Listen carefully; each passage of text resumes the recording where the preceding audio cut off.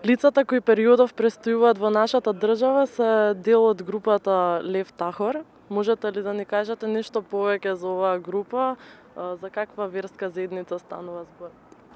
Видете, за нашата држава и за нашите институции, ова е пред се група на странски државјани, а после тоа, согласно нивните неприкосновени човечки права и слободи, се идентификуваат верски да припаѓаат на одредена група, која што е секта на еврејската религија. И од таму мислам дека акцентот треба да го ставиме дека тоа се странски државјани.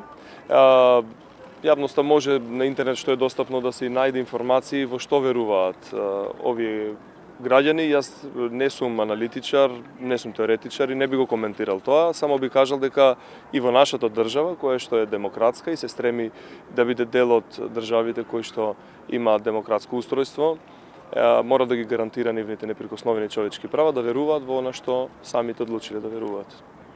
Како го оценувате однесувањето на нашите граѓани кон овие лица? Па тука бевме сведоци дека имаше и одредени негативни појави, негативни тенденции. Мислам дека стравот од непознатото во одредена мера си го прави своето, но во поголема мера мислам дека имаме најпримитивни облици на дискриминација по надворешен изглед и облекување, што е за осуда. Мислам дека тоа е еден исклучок од правилото кој што говори дека македонското општество е толерантно. Ние имаме традиција, ние сме крстопат Македонија со векови на многу култури, многу религии и сме развили една традиционална толеранција. Овие негативни појави што се случуваат говорат нешто лошо за нас, противно тоа, но ги оквалификувам како исклучок. Зошто се појави паника кај нашите граѓани? Па мислам дека тоа е регионално мотивирано, затоа што не е првата нашата држава од регионот кој што ја посетуваат. И како што транзитираат низ државите, мислам дека медиумите и јавноста исто така бурно ги пречекува и бурно ги испраќа.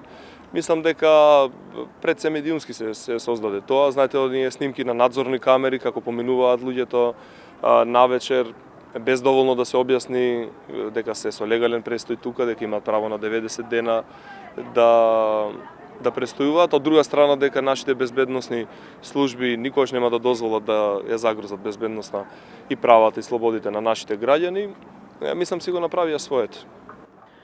Дел од медиумите излегува со информации дека одредени представници од оваа група се обвинати за педофилија и други криминални дела. Дали тоа ги оправдува низат инциденти? Не знам, може тоа само да придонесе масло кон огнот кој што на непроверени информации раѓа и некој дополнителен револт. Во нашата држава овие граѓани имаат мирен престој. Дали ваквите сведоштва компаративно земени од светот се точни или не знам, дали се случиле во одредена држава и дали има кривично правна последица за тоа. Исто така не знам, во нашата држава од нивното влегување до овој момент имаат мирен престој, не повредиле ниту слобода и права на друг граѓани, ниту одредена законска одредба.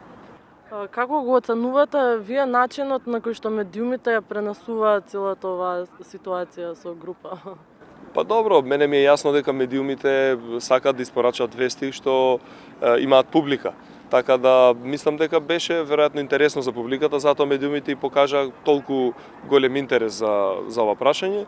Иако во моментов има десетици илјади странци во државава, што се со легален престој, кои што веруваат во различни религии и тоа никој не го акцентира. Затоа сметам дека малку е направено преголема реакција за нешто што реално не е проблем, не представува проблем.